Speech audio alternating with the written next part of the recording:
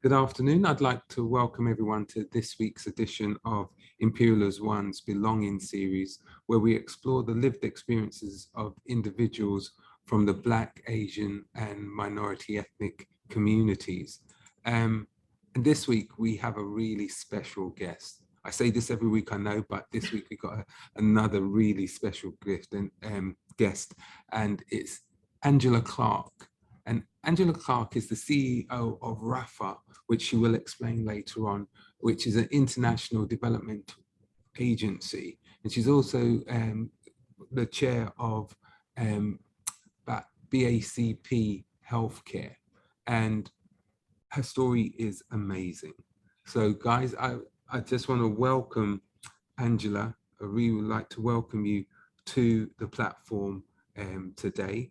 And all I'm going to ask is that let's have our conversation. So I'm going to ask you the first question, which relates to, can you tell us a little bit about what it is that gave you your sense of belonging, your sense of identity as you were growing up? Okay. Well, firstly, I want to say thank you for having me on the Belonging program. It's great to be able to share my experience. So what gave me my sense of identity? I would say various things, really. Growing up, my life has been a roller coaster, ups and downs. From a very young age, I was aware of the fact that one, I was a Black person. I was Black. So from a color perspective, I was very aware. But I also felt that I had a purpose, and I didn't know what it was. But I knew that I had a purpose. So the sense of self and identity started out at a very young age for me, and it was because I encountered so many different things at various parts of my life and my journey, particularly in my early years, that kind of gave me a strong sense of identity. So can you elaborate on any of those things which kind of like gave you that strong sense of who you were and your identity? Okay. I suppose my earliest memories, and one of the pertinent things for me was my father left our home when I was about 5 years old. But and I know that that whole detachment really did affect me. But my earliest memories of my father was when I was about two years old, and I was running down the aisle after him, kind of calling "Daddy, Daddy, Daddy," and I'm not quite sure what that was about or why I did it, but I knew that I had a strong attachment to him. So when he left, it affected me. And when you're a child, you can't really evaluate what you're going through or kind of rationalize it in the way that you can as you are an adult. But I know that there was something there that made me feel quite empty, and I felt like I needed to have a strong sense of self and grounding, even at that age. I kind of felt that I needed to protect myself because my dad was my protector and he's not there anymore. So I needed to protect myself. So after your dad had left, did you have much contact with him or not much at all? Not much at all. I didn't see him again until I was an adult. Wow. So there was this gap, this hole.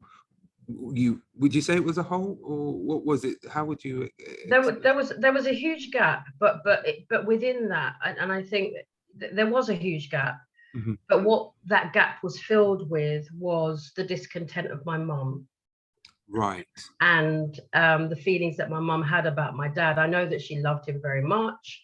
But that he disappointed her because unfortunately he was a bit of a womanizer. Right.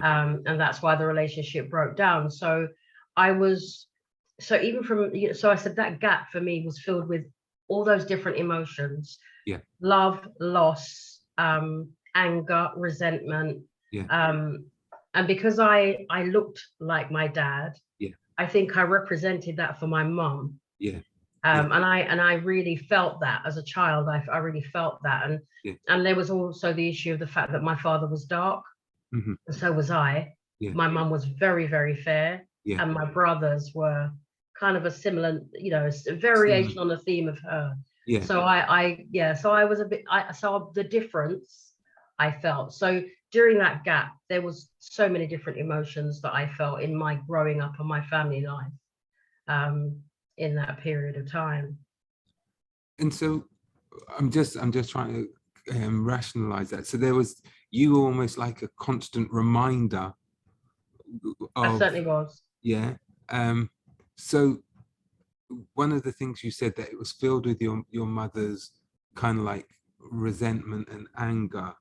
So was that towards you? Did you feel it was towards you, or was it towards the situation that you found yourselves in? I think at times it was personally directed at me because I was the reminder. Right. So the fact that I looked like my dad was always spoken about. It was always, and it was never said in a kind of loving way. It was always said in a negative. It was a negative. Yeah. And then she would say things like, on a good day it would be, "You're a beautiful black girl," and on another day it would be, "I don't know why you didn't take my color," kind of thing.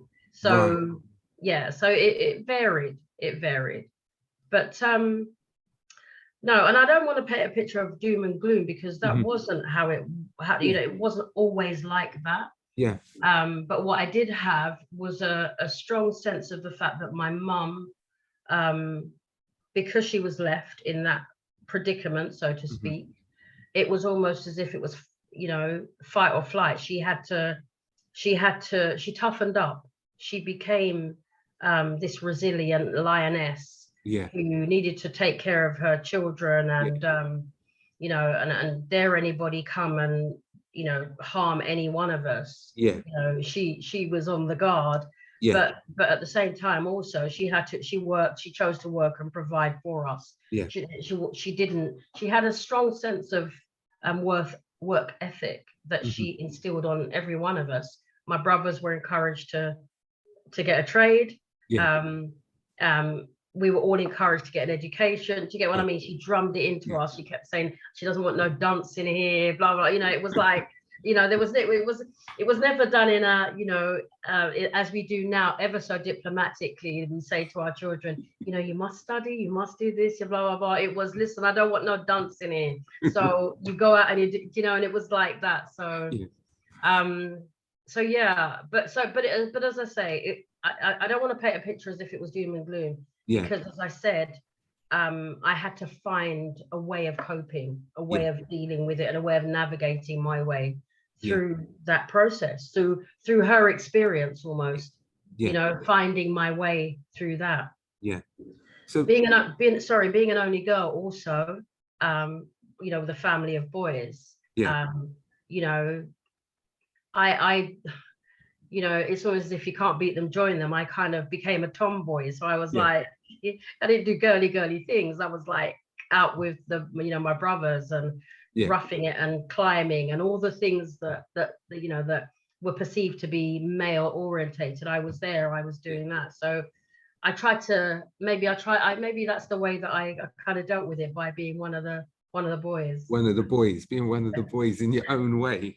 My own way.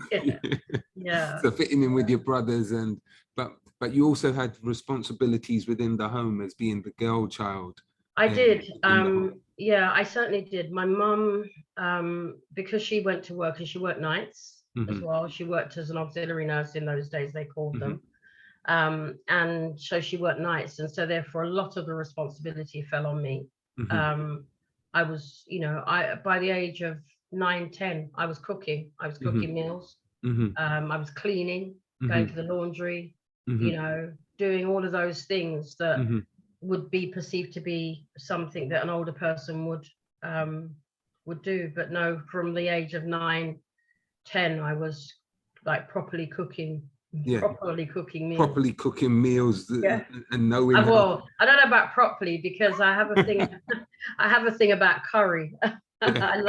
I love curry, and I don't know where that's come from. But I remember like one of my meals used to be curry corned beef, curry cabbage, and white rice. And my mum used to flip her lid. She used to say, everything a curry. And to this day, it's really funny, because to this day, I love curry. I love it. So yeah, but as I said, from an early age, I learned to clean, cook. You know, what we have today with regards to washing machines and hoovers and stuff. Listen, I was on my knees. That's why my knees to this day are so black. Yeah, because I used to be on the floors with a broom and brush sweeping up and stuff. So. But and as I said, you can talk about those things as if they're negatives, but it really did stand me in good stead for the future. It did really help me, as I say, and shaped me to become the person I am today, despite and in spite of the difficulties and the ups and the downs that I faced in my life. Yeah. So it helped to develop you into the person who you are now. Definitely. Yeah. So Definitely. What about outside of the home? What was the perceptions with your friends at school and things like that, and going through the education system as such? Okay, so for me it was difficult, because I say difficult. I was quite bright, but at school, definitely. My mum didn't have any issues with me when I was certainly in my primary school. I moved to secondary school, and let me say that, because of where we lived as well, I was born in Balham, right, South London, on an estate. The estate was predominantly white, so my family we were a minority on that estate. And when I'm talking, I'm talking about the 60s, 70s, so we're going back some time. So I even things like racism and discrimination, I went through it, but didn't know what it was again until I was older. So the fact that people used to call me sooty, there used to be comments and things, when I was younger, I didn't even realize that it was anything that was negative until I got older. And then had to face things like the National Front and stuff like that, which we did in our day, having to run away from what you can call, what we would know now as kind of white supremacists. But we had to deal with that in those days and run for our lives in some instances. Wow. And you kind of think to yourself, well, that happened here. Yes, it did. It happened here in the UK. Albeit however many years ago. But even that, it's interesting. But it was almost as if, even though that was going on, there was a definite community spirit that I experienced that included all races. It included, white people. It included, even Asian people at that time were just kind of coming into the country and whatever. So our circle and our community, it was mixed, but it was predominantly white, and we were the minority, as it is still today. We were the minorities. It's interesting that, you're talking about 40, 50 years ago and plus, we are still a minority in this country. So, I had to grapple with different things. Okay. So going through your teenage years, and in your teenage years, things which happened, how did they help to shape who you are now? Are there any instances which kind of like are pivotal in the way that your development as a young woman, as a young Black woman, took place? Definitely. The most traumatic experience of my life in my teens was when I was raped at 14. And and it was it what the actual incident, yes, was very traumatic. But what then ensued after that, I think, was even worse, because it was almost as if it silenced me. I had no voice. Right. So even though I felt particularly close to my brothers, I wouldn't say necessarily particularly close to my mum, because, as I said, we were like ships in the night. She worked at night. So I never saw her. She slept during the day and then went out. And so I was coming in from school and whatever. She was getting ready to go out. So we never kind of had that, I would say, bond, plus with all of the other negative kind of connotations around my dad. So our bonding didn't actually happen until much later in my life. So when that happened to me, I was traumatized, but also, as I said, silent. So I couldn't tell anybody, didn't tell anybody about it, was scared, and all those emotions, that you go through. And that was kind of a turning point for me. So it changed me as an individual.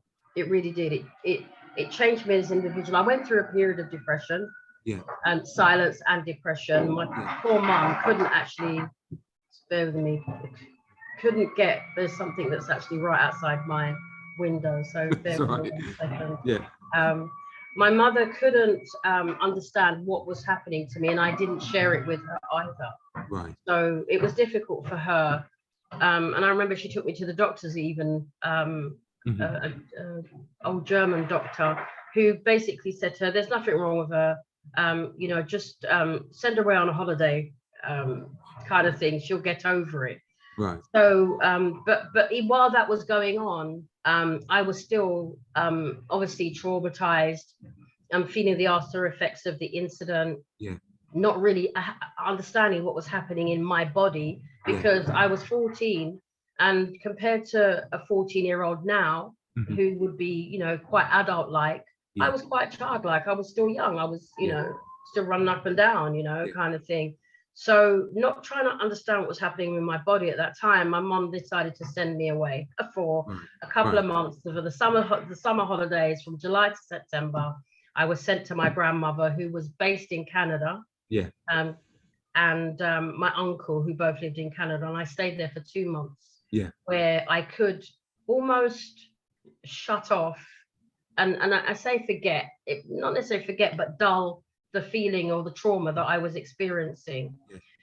But within those 2 months of being in Canada, I realized that actually I was pregnant, and didn't know what to do with it, didn't know what to do about it. But still was silenced, still couldn't say, still couldn't talk about it, still couldn't tell anyone. My grandmother, there was just no way I was going to say to my grandmother that this is what happened. I just couldn't, I didn't feel, and that's really, really sad, actually. When I think about it now, it's really sad that I couldn't talk about it and couldn't tell anyone. But the 2 months came and went pretty quickly. And on the day that I was due to come home back to the UK, I remember I started to bleed, and that's, excuse me for being so graphic, but that's what happened. And I mentioned to my grandmother that I started to bleed, but I was menstruating at that time. So, she just said to me, "It's nerves, don't worry, it's nerves." So I was packed off on the plane, on my own, and I was traveling on my own. By that time I was 15, because my birthday was in the August, and and I was coming back on the plane, and felt awful, kept getting up and going to the loo and all the rest of it. But there was a time when I couldn't go back to my seat. Seriously, I couldn't go back to my seat, because I was in that toilet. And if you can, those of you who have traveled and know the size of the toilet, and I was young then, so I was small, but I was in that toilet and realized that actually I went to what I thought go to the loo, and my waters broke, and I didn't know what that was at the time. And I suppose that's where the defining moment for me, certainly around faith, because I didn't grow up in a church as such or anything, but in that atmosphere, I found myself speaking to an entity, which I now know, I now feel was, God, because of my faith. But it was almost as if that encounter, what it did was it took me from being a child to being a midwife. So in that confine, I delivered my son myself. Oh my goodness. And I remember that after he was delivered, and there were these flaps for baby changing and whatever, and I put him on the thing that, you know, on the changing table, but realized that he was still attached to me, didn't know what to do, and stood there.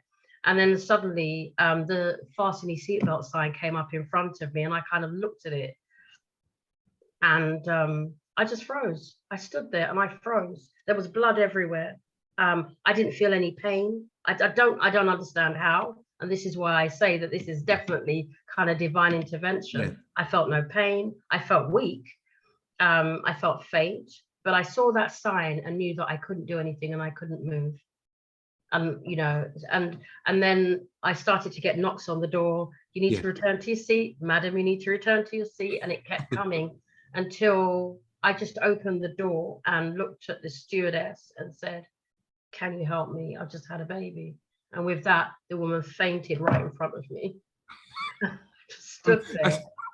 I don't want to laugh. Seriously. I don't want to laugh, but it's sorry. Yeah, but it was almost as if after that, it was, you know, I found my voice. I had spoken, and it was almost as if after I said that, I felt so faint. That all I remember was a kind of flurry of activity, closing of curtains, cordoning off an area. I remember hearing the call out for, is there a doctor on the plane? And it was great because there was a doctor on the plane, who I remember to this day, who helped me kind of deliver the afterbirth, because my life was in danger. You know. And then, just to cut a long story short, because of time, you know, the decision was made whether to turn the plane around and go back to Canada or to carry on to the UK. They came onto the UK, and at Gatwick Airport, where my mum and my stepfather by this time was waiting to collect me, they were met with the news that actually your daughter has arrived, but she's arrived with a baby. And I understand that my mother also fainted at that point. So I was rushed to hospital, and this is why I say the trauma continued, because rushed to hospital, in hospital, decisions were made because I was a child, I was a minor. My child was taken from me in the hospital, but I had no bonding with him at that point at all. So he was taken from me and taken into foster care. So there's the trauma. Because you didn't really know that you were pregnant. No. You didn't know you were pregnant. You just had the trauma of delivering a baby in midair. Which made the stewardess faint. Right. And then you come back, you're rushed to hospital, and without having really much connection with your son, he's then taken away, and you don't get to see him or hold him or to process what had happened to you or what's happening. To be fair, it wasn't that I didn't get the chance. Because of what I had faced, I didn't want to. Right. Okay. Yeah. So I didn't want to. I didn't want to connect with him at that point. I was, you know, because angry and hurt, and and all of that. Still traumatized from the initial. Exactly. And my mum was in no way prepared. So I presume that the decision was made at that point for him to be taken. And which was a few days after, you know, when he was in hospital, the decision was made. So, you know, I went home without him and carried on. And so, and because of the fact that it was so headline, because it was splashed across the papers, Jumbo baby, it was in my local news as well. So my name and address was in there. So you can imagine, I mean, even while I was in the hospital, there were people trying to take pictures, you know, journalists were coming in. So it was, the whole kind of time was very, very traumatic. Then I had to go back home and then deal with my mum, who by this time obviously knew what happened, because I remember when the first thing that my mum said was, you know, was it one of your brother's friends? Who was it? You know, kind of thing. But when she actually found out the truth of what had happened, for a while there was compassion. but I could tell that the shame, potential shame and disgrace on the family, kind of took its toll, and so therefore she had difficulty dealing with it. And I'm not saying that it did contribute to it, but within 18 months after that, my mum made the decision to emigrate to the States. So it was kind of a life-changing event for everyone. Definitely. Because being faced with the barrage of media attention and names in the headlines, and in a small community on an estate, the stigmatization. And so from all of that, your mum said, well, that's it. And what was your position in all of this? Because you would have been, what, about 16 at the time? 16, yeah. So my mother had already had, I suppose, the trauma of having to send a couple of my brothers away because to our father, because there was the issue around the sus law and things at that time where black boys in particular were being targeted. And so my mum felt the best thing to do was to send them to America to my dad. So she'd already had that detachment. And then there was myself and her and my youngest brother who was left behind. And I just felt that, and she, I just felt that she may have felt that she just wanted to try and have a different environment, have a change. And she made an assumption, I suppose she made an assumption that I would go with her. So we went as far as going to the American embassy, doing the whole green card and everything. But then there was something that touched me, and that made me think that there was no way I could just go and leave a child that I had brought into this world behind. And so I made efforts to get him back. And didn't go to America with my family. So I stayed here, moved in with my aunt and uncle and cousins. And eventually got my son back after 18 months to 2 years. 18 months it was. He was 18 months old. And and moved in with my aunt and my uncle, who were very religious. So that was another turning point for me. And that's where, and I suppose that's where that was at the point that I found my faith. Because I started to go to church with them. I wasn't really into it, if I'm being honest. I wasn't at all.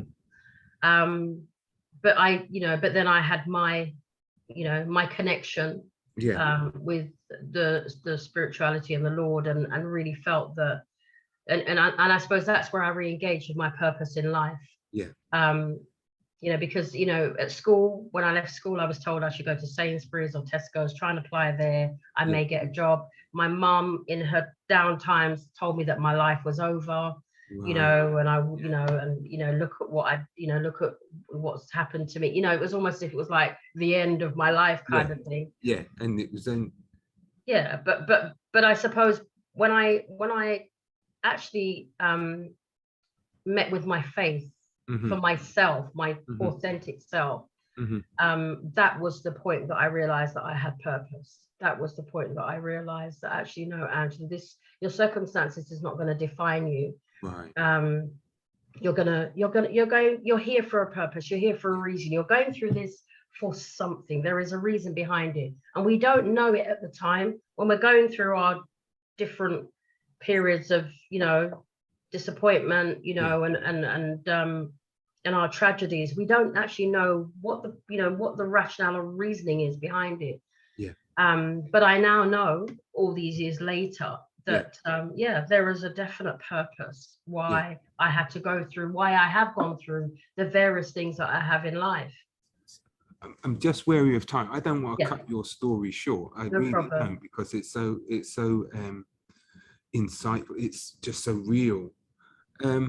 But fast forward, because you said that the experiences that you had then helped to define who you are now, and how it gave you your purpose and things like that. So can you give us a glimpse of what were almost like the lessons, the key points which you were able to to learn from those experiences as you were going? Maybe not at the time you didn't realize it, but later on you've come to understand that this was quite key or pivotal.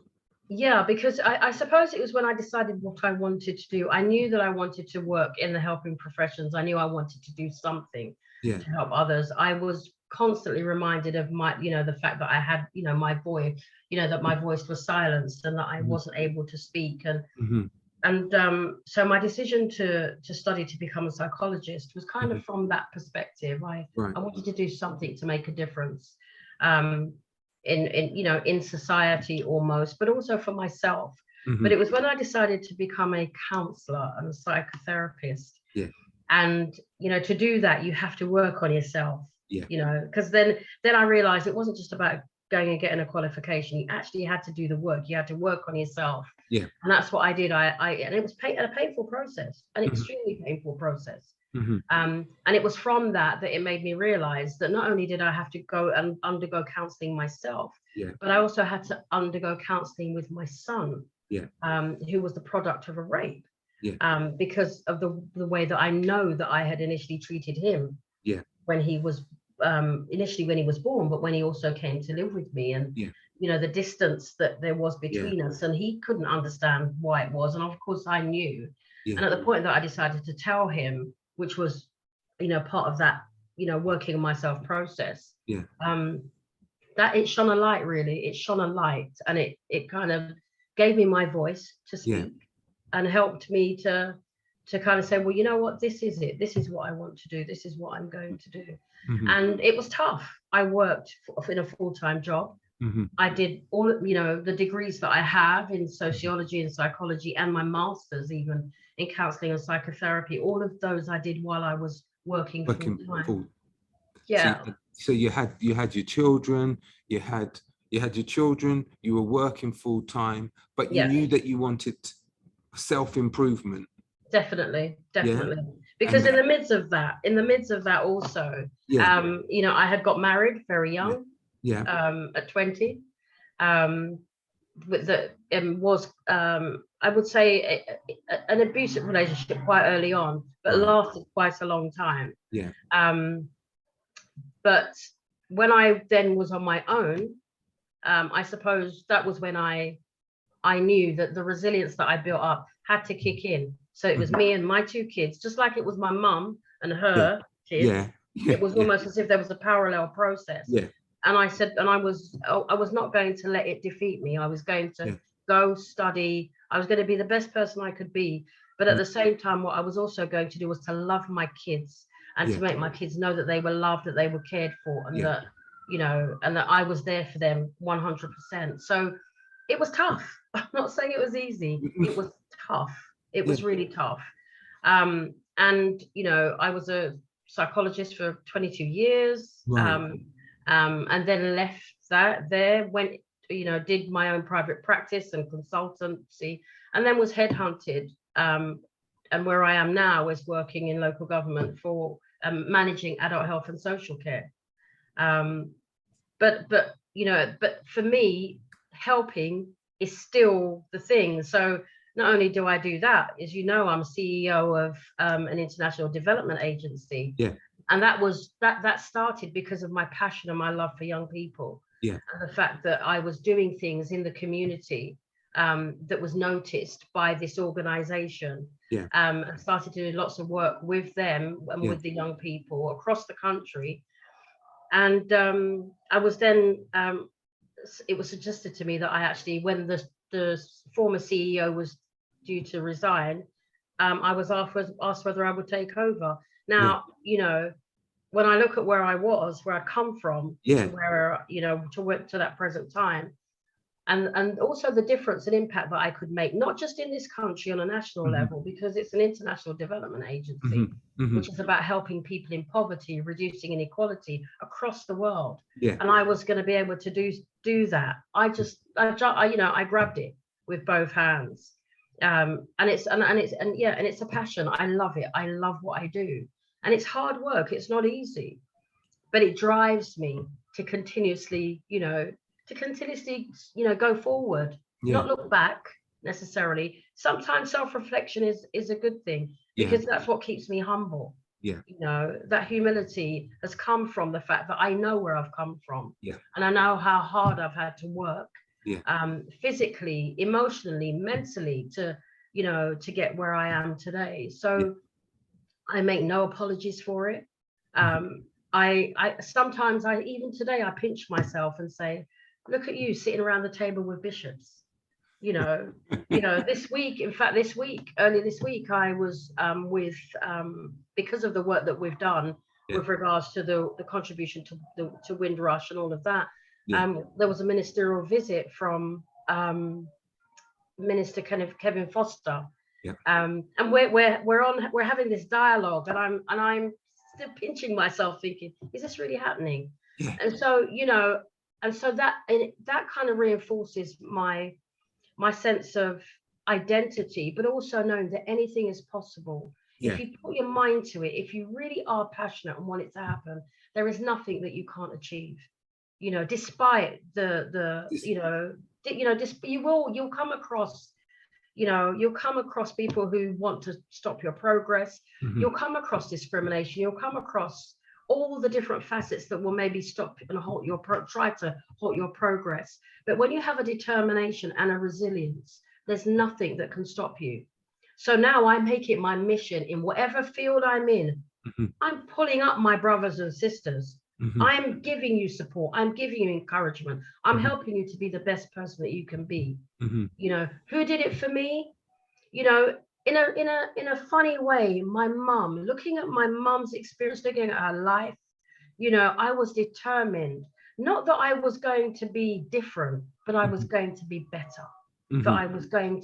I was going to build on it, because for me she was a giant, Yeah. and I feel that I stand on her shoulders to be a Yeah. better woman Yeah. and a better person in Yeah. society. So it isn't about fame. I'm not interested in fame. Mhm. I've worked many years from the back, but influencing things that happen right up front. Yeah. So it's not about fame or fortune for me, Yeah. but it's about that sense of purpose, that sense of identity that is so important to me. And it's important to me to be my authentic self, Yeah. always, straight up and down. That's me. It's your story is just so, and I know we've only skirted around on certain elements, but there's a couple of things which resonated with me when you look back on your mum, and one of the ways that you described her as almost like a lioness, Oh yeah, right? yeah, That yeah. that fearsome, not fearsome creature, but she protected her. You know what I mean? She was, she was. She protected hers. What She was did. hers, she protected. Yeah, And despite that, the adversities which you went through, it came back to that same kind of spirit of, I'm yeah, going to protect mine, but I'm going to definitely. also expand my territory. Yeah, So, definitely. yeah. It's an interesting thing. I just want to say quickly, what happened with my son, who is Mhm. now 43 this year, he will Yeah. be, because of the circumstances of his birth, he was Mhm. never naturalized in this country. Right. So what you hear happening with the people within Windrush Yeah. happened to him. And it took, Wow. I don't know how many years, 20 plus years of him. He didn't actually get his British passport because he was denied a British passport up until 3 years ago. Wow. So he couldn't have a British passport. He therefore couldn't work properly, legally, Yeah. didn't have the chances of education or anything that is a norm for any of us Yeah. who are born and brought up here. And there were times when he was actually threatened with deportation back to a country that he's never been to.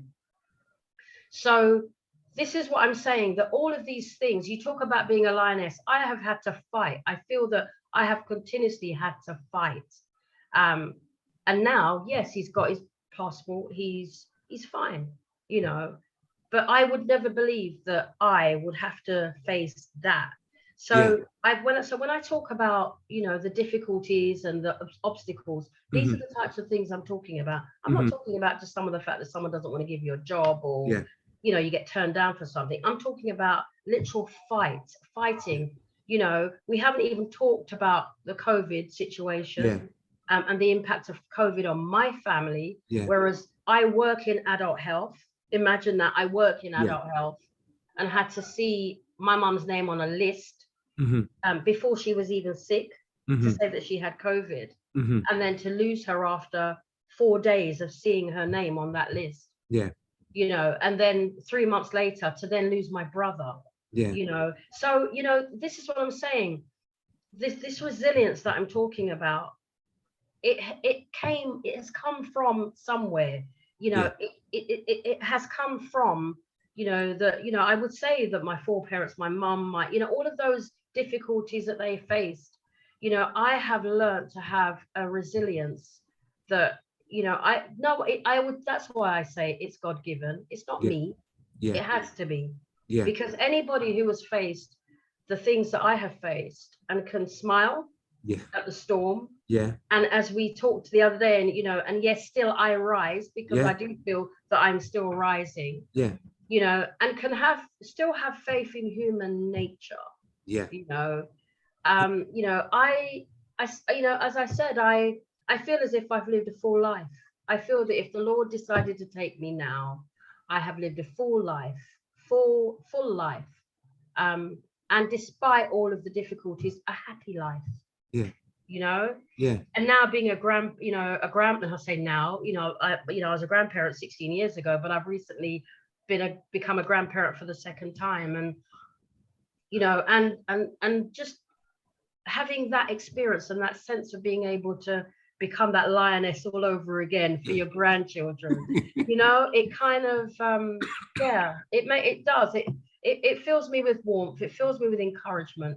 And it makes me still want to go on and empower and inspire everyone else, because that's my lived experience. That's my reality. You know what? You are a true inspiration. You are a true inspiration. Thank you, Monica and Sophie. Appreciate that. Your story is just absolutely amazing. As I said on the other day when we were having our pre session, Still I Rise is your story. It is, definitely. It's your story. If you ever choose, have you written any books? You know what? People keep saying to me that I should write a book. They keep saying that to me. As I said to you the other day, my strap line for me, Angela Clarke, is that you know, my strapline is improving lives and shaping the future. And I feel that through my life, through the different experiences that I have had, that's why I said right at the beginning of this talk, I said to you, we don't know why we face the things that we face. We don't know why we go through the things that we go through. But in doing that, the number of lives that I have been able to impact because of my experience, because I can share, because yes, I am open. You know why? Because I am no longer ashamed. I've learned not to be ashamed, because it's not my shame. You know, I couldn't help what happened to me. It wasn't my fault. And I went through many years blaming myself and feeling as if I was a disgrace or an embarrassment. And part of me actually getting married so young was because at that time, in those days, because having a child out of wedlock was so much frowned upon, when someone said they wanted to marry me, my gosh, it's almost as if I thought he was doing me a favor, you know?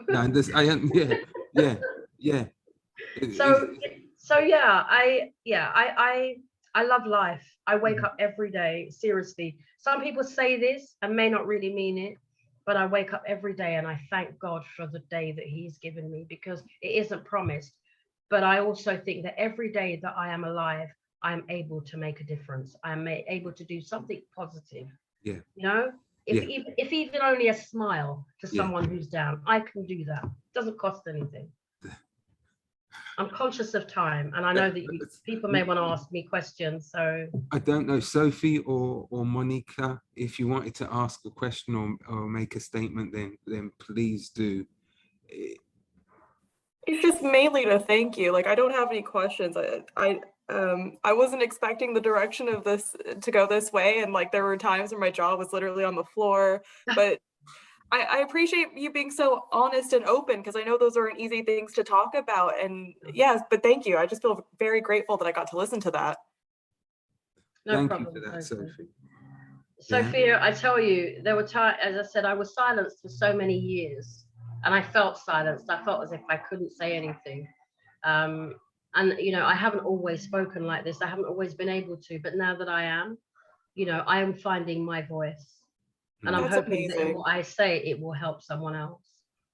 That's truly amazing. And the thing about it, I know that there's more. That's the thing. But Angela, what you have shared with us today is inspirational. There's no way, and your life is inspirational. All I'm going to say is I'm waiting for my signed copy of the book, right? And I don't want to wait too long. I'm giving you about a year, 18 months, nothing more than that, right? And then I'll bring you back on for the book launch, all right? Yes. You heard it here first, people, Yes, yes. right? Because it's the story of faith, it's the story of overcoming, it's the story of being that person who can smile at the storm. Definitely. But there was a process that you had to go through in order to get to the place where you are now. Definitely. I don't know. I don't know what this final question, right? Okay. This final question. What advice, or what would you say to that poor frightened girl, age 15, 16? What would you say to her about what she could expect? What words of encouragement would you give to her? So that frightened 15, 16-year-old, I would say, remember you have purpose. Find your purpose. You have purpose. Beautiful. And that's what I did. I found my purpose. Beautiful. Beautiful. Beautiful. Angela, I wish I had an hour. I wish we had 2 hours, because there's so much. But finding your purpose. Find your purpose. You have not just find your purpose. You have it. A purpose. Yeah. Yeah. Everyone has a purpose. Everyone has a purpose. Yeah. Angela, I know we're going to be talking again, right? Bless you, Monica. We are going to be talking again. That is without a doubt. No problem. And it's a shame that we have to close off this one now. Okay. But there is always a reason for everything. Definitely. Angela, it's just been absolutely wonderful having you on, and you sharing your story with us today. Okay. So I'm going to just share what's happening next week. I don't know, this might be, I'm going to call this our Windrush special. Okay. Oh, excellent. Because next week we're going to, yours is the first part, Angela, because you spoke about your son. Next week we're going to have Professor Sir Jeff Palmer, who's the professor of life science at Harriet Watts University in Edinburgh, and it's going to be a fantastic discussion as we've had today. I know Sir Jeff. He's another inspirational person. So yeah. If you've got the time, please tune in. It's going to be slightly later. It's going to be 3 till 4. That's the only time I could book him, and I said I wasn't passing up the opportunity. So it's going to be 3 till 4 next week on the 17th. If you send me the link, I will definitely try to come on. That'd be nice. And if anyone's missed any of the episodes previously, then please go to our YouTube channel, which is tinyurl.com/belonging-IAO. And you'll be able to see previous interviews that we have done. And this will also be uploaded very shortly. But once again, Angela, I'd just like to say a really big thank you for being our guest today. Oh, the pleasure was mine. Thank you very much. And thank you, Sophia and Monica, for joining us. Sophia and Monica,